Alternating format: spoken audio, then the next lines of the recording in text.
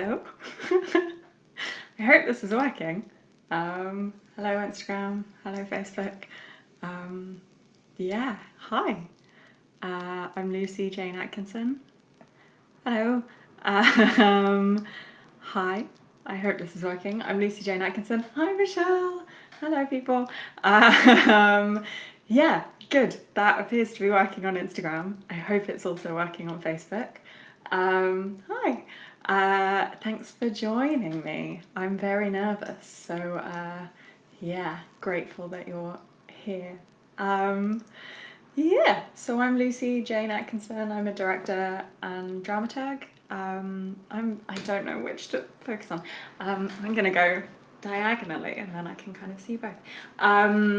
Yeah, I'm a director and dramaturg, and I'm gonna be chatting a bit about my work and my process and what's got me to this point. But I would really love for this to be a dialogue, so please ask questions, and I will try my best to see all of them and answer all of them, because it's a lot nicer talking to people than sitting in my room talking to myself.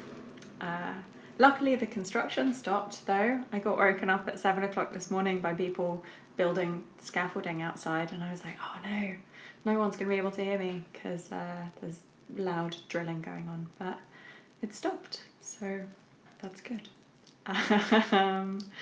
Oh, the King's Head has said hi. Hi King's Head. Hi King's Head. I hope everyone's lockdown's going well. I'm going a little bit insane, but that's all par for the course, I think. Yeah.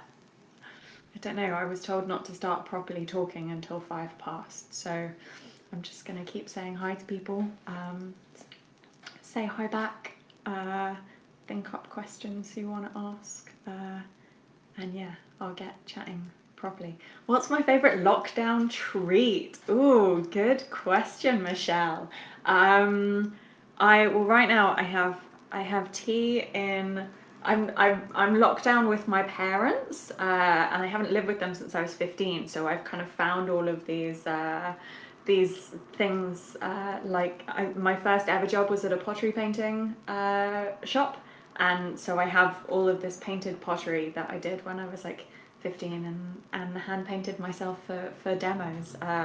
Yeah, so a lot of that. And then the other thing that I really love are I really like sour sweets, so I have some fizzy belts here that I'm gonna yeah, treat myself to once this is done, because eating on camera is not cute.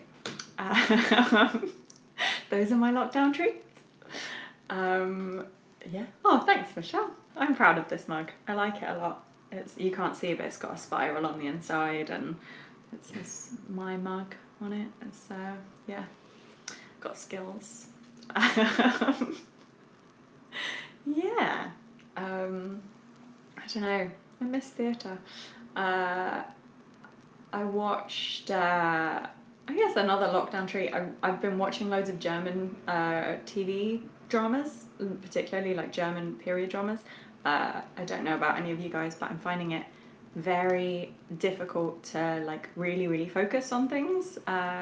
And watching TV or films in another language means that I'm not also on Twitter or on games on my phone, because I'm having to focus to read the subtitles. So I'm finding one way of getting actually invested in TV and in film is by also expanding my knowledge of films from other countries, which is cool.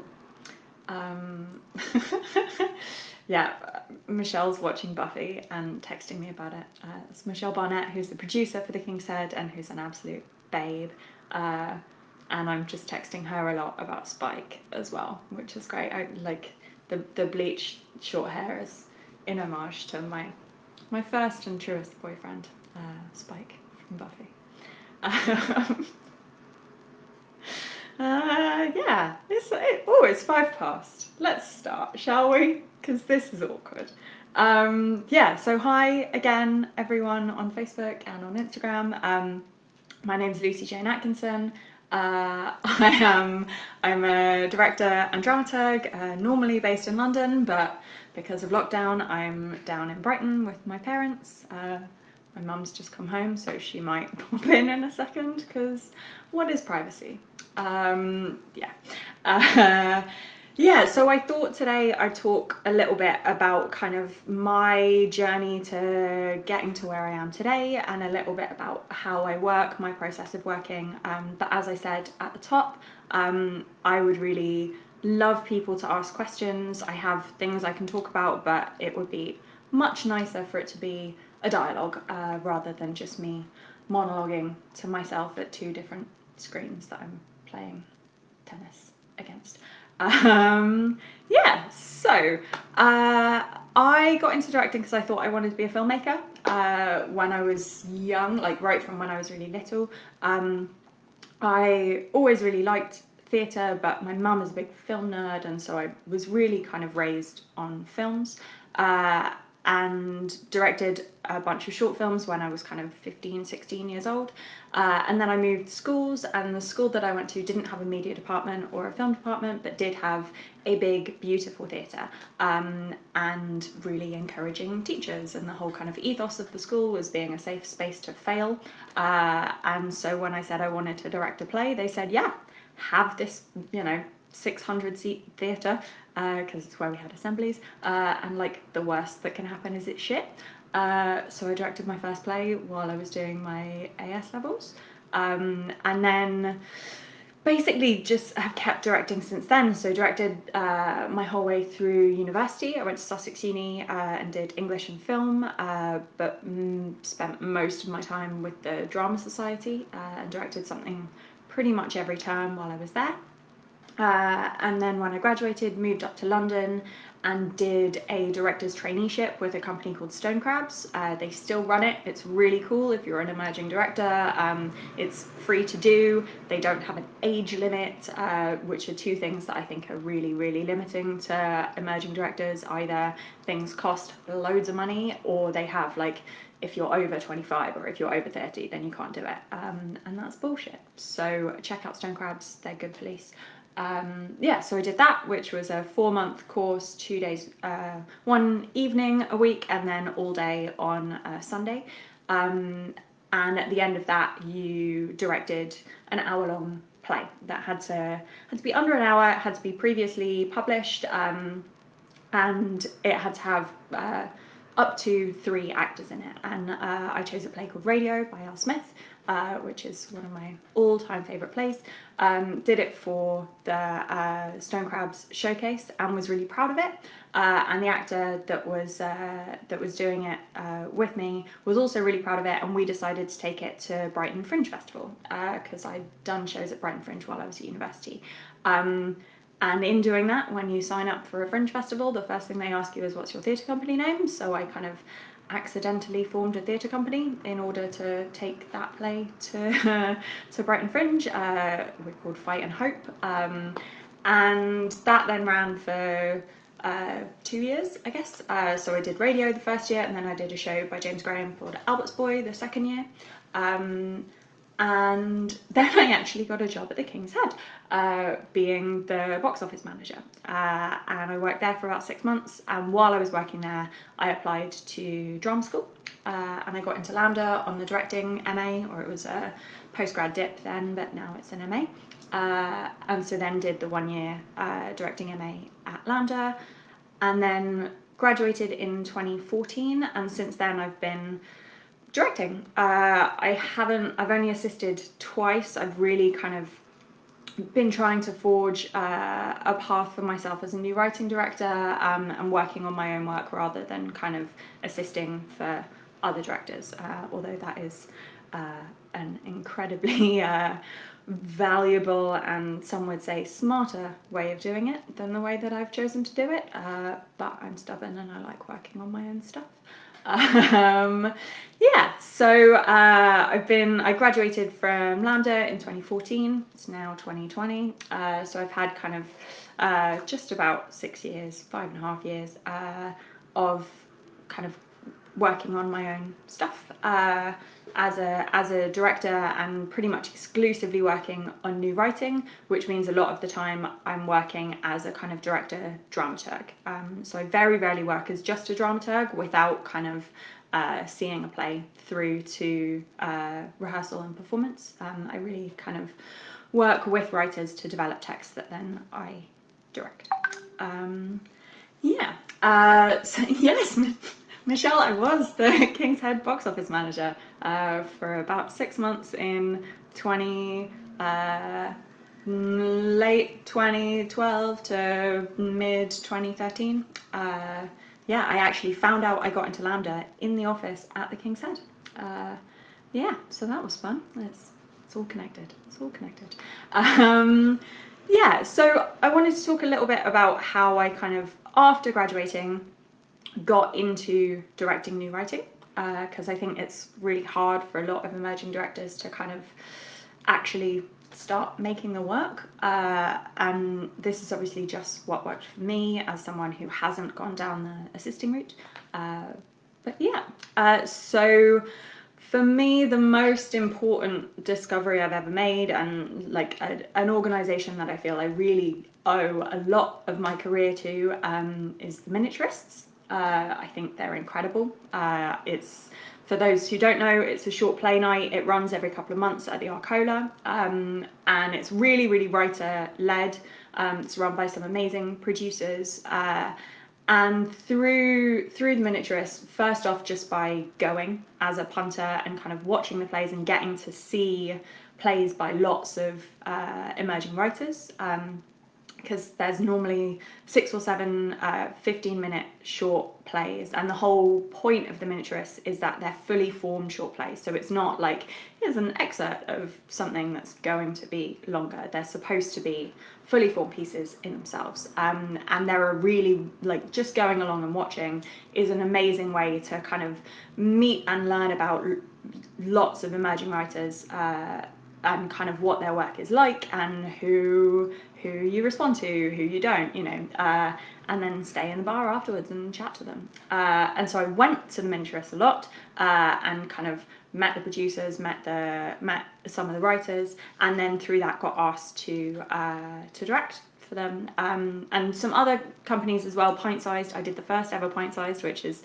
mad, but yeah, their Pint Sized are wonderful, and doing really exciting stuff. And then Courting Drama, which I'm not sure exists anymore, it was run by Theatre Renegade, but all 3 of them are short play nights that are kind of about getting writers and directors actually working together, which I think is the most important thing. Yeah, I think it lets you get to know writers, it lets writers get to know you, and the way that you work, in a way that's really, I think, a lot more valuable than just like chatting in the abstract about theatre, because theatre is an ephemeral medium and only exists while it's happening. So it's really hard to talk about. Yeah, and then through the Miniaturists and through Courting Drama, a couple of the playwrights that I worked on short plays for, I've then kind of moved on to directing full lengths for them. So Camilla Whitehill, I did 2 Miniaturists for, and then we did a full length that was kind of a work in progress in development at the Bunker a couple of years ago. At Courting Drama, at the Miniaturists, I worked with Tatty Hennessy, who I've worked with a lot now. We did 100 Words for Snow, and we did Something Awful earlier this year. Sorry, I'm losing my mind. Barry McStay, I actually saw a play of his at the Miniaturists that I didn't direct myself, but fell in love with the way that he wrote, and then slid into his DMs on Twitter, and then he asked me to direct a different short play of his, and then he wrote Vespertilio for the Vault, and I was on board with that show before it was written. We actually went for a walk on Primrose Hill, and he knew he wanted to do a show for Vault, and so he kind of pitched me and said, I have 3 ideas for shows set in underground train tunnels. There's this one, this one, this one, and I said I would like the one about the gay bats, and then he wrote the play, and it's wonderful, and I love Vespertilio, it's great. Yeah, so short plays for me have really been a way to kind of get to know writers that then will hopefully grow into more full-scale productions. Yeah. So kind of following on from that, the way that I work as a director, dramaturg, also please ask questions if you have questions. I'll just keep rambling, so ask questions if you have them, because it will break up this stream consciousness. Yeah, so the way I work as a director dramaturg, I get on board very, very early, so either before the first draft, as was the case with Vespertilio, or right from the first draft, as was the case with 100 Words for Snow. Oh, Michelle has a question. What did I fall in love with in terms of his writing, Barry's writing? So with Barry's writing, I mean, he's a poet, but he's just beautiful. And I think the work that he writes has a real kind of sense of humanity and a sense of longing to it that I think is really beautiful. I think he's a real romantic in a way that isn't at all sentimental. I think he has a way of kind of really pulling at your heartstrings without going like, you should cry now, why aren't you crying? Something that I always really, really love, and I think something that's kind of shown up in a lot of my work, intentionally or not, is I'm always much more likely to cry when I'm happy than when I'm sad, and I think there's a real kind of string of bittersweetness that goes through a lot of the work that I am drawn to. So with Vespertilio, it's a gay love story about a bat that's going extinct and a man who's trying to protect it, and then a young runaway who shows up in the bat's habitat, and the two of them form a relationship, and it's about loneliness and about kind of the extent to which, actually fittingly for COVID, the extent to which kind of isolating something to protect it is also kind of taking it out of the world, or, you know, isolating it in quite a lonely way, and the balance between kind of protection and just isolation, which I thought was really beautiful. With 100 Words for Snow, it's about a 15-year-old girl taking her dad's ashes to the North Pole, and about kind of the process of grief and the process of growing up, particularly as a young woman. And there's just this beautiful moment at the end where she throws her father's ashes out of a helicopter at the North Pole. It's not a spoiler, it's also the first line of the play. It's such a moment of kind of, it's really funny. She throws these ashes out of this helicopter, and she's made her way all the way to the North Pole. And instead of going down to kind of reach the North Pole, the ashes get caught by the wind and go up in the air. And it's such a kind of thwarting of what she wants to happen, what she thinks will happen, but then that also links to something earlier in the play about the celestial pole, which is a point in the sky that the Earth's axis of rotation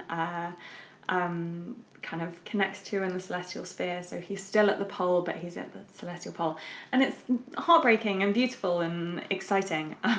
My mum has just messaged me saying she can't get in to the King's Head Facebook live stream. I don't know how to do that. Shadi, if you're watching, could you maybe find her somehow? I don't know. I'm going to send a link. That's what I'm going to do. Ha ha ha. Science. Let's see. Sorry about this. Living with parents. Hopefully that'll work. Cool. I have a question. Aw, thank you. Layla says it was my favourite moment of the show. Burst into tears on the spot. I worked on it for 2.5 years, and it still made me cry every time. Like, I can't take any credit for that. That's Tati being an absolute genius and Gemma being the best actress in the world. And yeah, Kevin, I think there is definitely a kind of COVID play in there about protection, isolation, mental health, all of that. I'm curious about whether people will want to watch COVID plays, or if, you know, I think there's going to be lots of kind of allegories skirting around this weird moment that we're in, probably. But you should write it. And Shadi has asked a question saying, if you take the assisting route into directing, are there ways you can ensure that you're working on projects that you're passionate about, or is it better to take and learn from as many opportunities as possible? That is a really good question, and one that I don't really have the answer to be honest. I've only assisted on 2 shows. One of them was Alice's Adventures Underground by Les Enfants Terribles, which was my first job out of drama school, and I basically knew the associate director on it, and they were just looking for someone because it was a cast of 50. They basically wanted another kind of cast wrangler, and so I got brought on board for that, and it was supposed to be a 2-week job, and it ended up being a 6-month job, and I was also in the show and wrote a couple of the scenes and was in charge of all the supernumeraries, and it became this whole other thing. And then the other job that I had was kind of running concurrently with that, which was assisting on Jekyll and Hyde for Salador, which was really interesting, and I learned a lot about kind of touring a show because I'd never done a tour before. But since then I haven't really done any assisting, so I don't really have an answer for you. I'm sure there are ways. I think trying to assist for directors that really inspire you is probably a good way to make sure that you're kind of really learning parts of the art that you're interested in, instead of just going like, I'll apply for everything and I don't care what I get. You know, if you're targeted about who you want to assist for or the kind of work that you want to make, then I think you'll learn more than if you're more kind of scattershot in your approach, I would imagine. But again, it's not from my personal experience. Kevin says, how do you prepare your script so it's ready for rehearsals with actors? So this kind of goes back to where I was going. Because I get on board with most of my scripts at or before the first draft, so either from the kind of inception of an idea, or the writer sends me a very early draft and then we'll work on it together. In terms of kind of script prep for actors, I don't really do a lot, because I have normally already been on the show for about a year before we even get to talking about casting. So a lot of the kind of script prep of really getting to know the play, getting to know the changes in momentum or in thought or in anything like that, I've been through so many drafts with the writer that they're already kind of there in my head and in my knowledge of the play, rather than kind of picking up a play that's already been written. Like if I were to do a Shakespeare, then I would have to go and do all of that work kind of in a much more concentrated way. But working as a director dramaturg means I'm having those conversations with the writer right from the very, very first draft. So I know what they want out of the play on stage, or what they want the audience to come away with, which then means I can kind of facilitate the play going in that direction. I hope that answers your question. Yeah, I think that's something for me.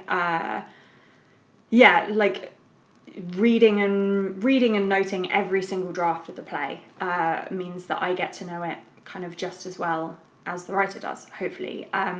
And then again, because I'm a new writing director, I really feel like I've done my job really well if I'm kind of invisible within the work.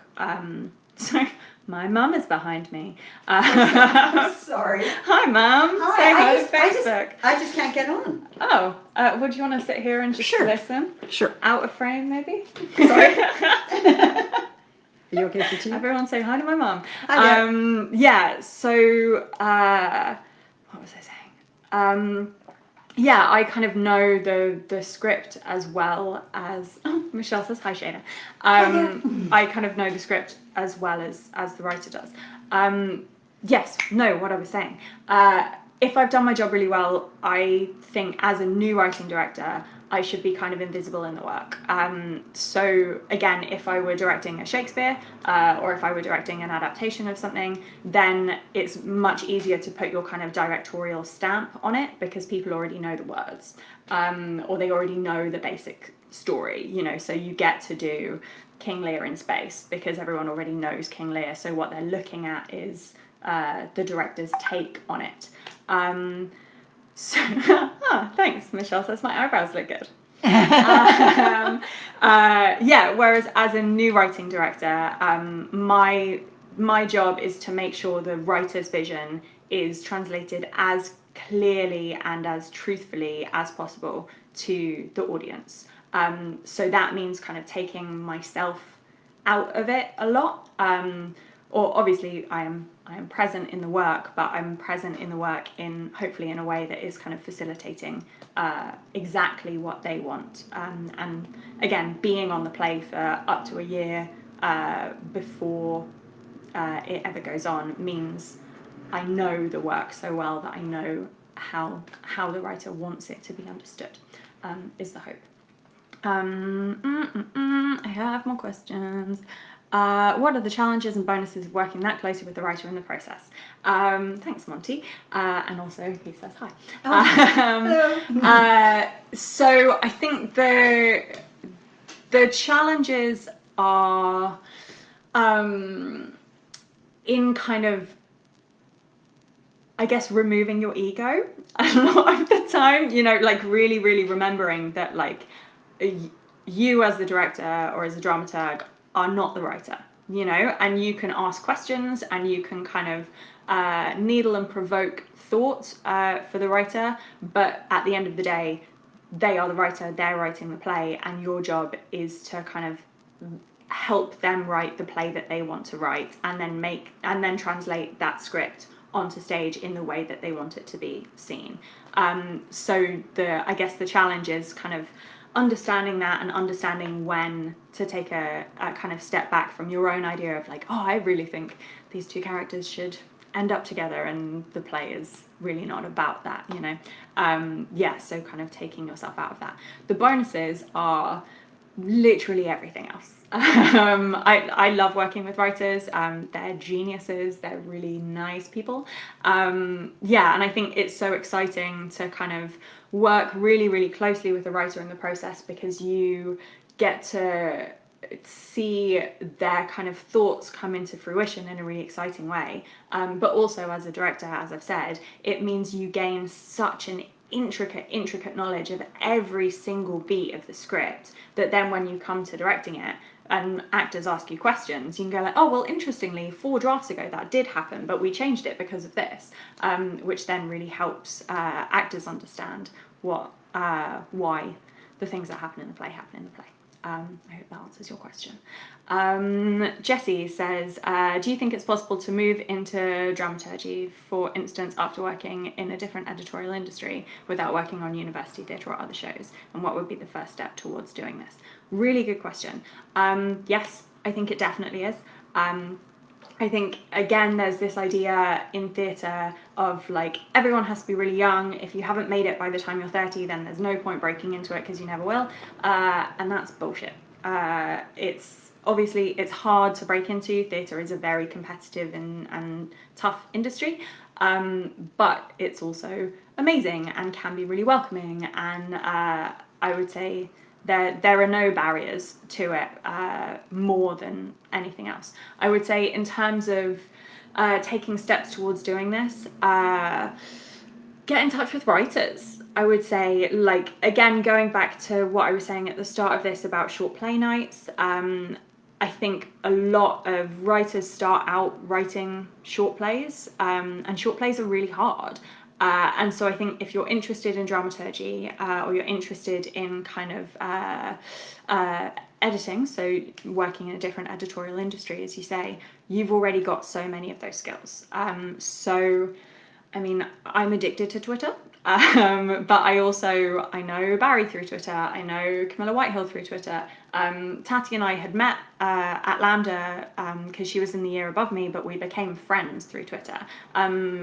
So many writers that I work with, I got to know through Twitter, and through kind of reading bits of their work and just offering thoughts. So I would say, again, find writers that excite you, or find friends that are interested in writing, and just try and kind of see if you can help facilitate or help edit, because dramaturgy and editing are not one and the same, but they are in some ways equivalent. So I would say you already have a lot of the skills that you need. It's just about finding the people that want your help, and there are people out there. I have like 1 minute left. This went so fast. May says, hi, what's your process when talking to designers on a production? Really good question. It varies. It depends what time they come into the process, which a lot of the time depends on kind of whether we have a venue, because it's hard to design a show without a venue, and kind of producers and money and all of that stuff. And then again, because I know a lot about the play already, I think quite visually as a person. I always have Pinterest boards going for whatever play I'm working on from quite early. And a lot of that is kind of tonal images rather than kind of specific stage picture images. But then I'll kind of talk to a designer. I'll send them the script so they have some time with it. This is if I'm hiring a designer, if I don't already have one on board. I'll send them the script, I'll give them some time to kind of think about it, and then we'll have a meeting. I'll share my Pinterest board, they'll share whatever they've kind of come up with, and then we'll kind of see moments of connection, moments where we're thinking about things completely differently, and then kind of discuss from there. So for the design for 100 Words for Snow, we didn't have a designer when we did it at Vault Festival, and then we got a designer when we transferred to Trafalgar Studios. And the designer actually found the play is about fathers and daughters and travel, and she found an old atlas that was her father's, that had this beautiful map of the Arctic. And so we kind of took that as the basis for the design, and it became the whole set, the backdrop and the floor became a kind of excerpt from this map that was really linked to the themes of the play, but also personally to her and her connection with her father, which was really interesting. For something like Meet that I just did at 503, it's very clearly set in a restaurant, and the restaurant is a very specific type of restaurant. So whereas with 100 Words, it kind of goes from London to Norway to Svalbard to the North Pole, and it's a one-woman show, and it was very fluid, so we needed something more abstract in terms of design. For me, it takes place over the course of one evening in a restaurant that is run by one of the characters. It's spoken about in the play, kind of what it looks like, so it was much easier to create a much more literal design space. But again, that came from kind of talking to the designer, showing images, talking about restaurants we'd been to and the kind of vibes of them. Luckily, the writer's partner is also a chef, so we were kind of talking to the writer a lot about kind of the vibe of the restaurant. Yeah, so it really depends. Thank you, Kevin. I'm glad you enjoyed Meet. It's 1:33, so we've run over already. I'm happy to answer some more questions, or yes, Pinterest, it's the best. Or I can kind of leave it there. Yeah. Any more questions very quickly? I'm sorry, I was supposed to ask that 5 minutes ago and give you a 5-minute warning, but I didn't. Okay, I think I'm going to leave it there. Thank you guys so much for tuning in. I really hope this was helpful. I hope it was interesting.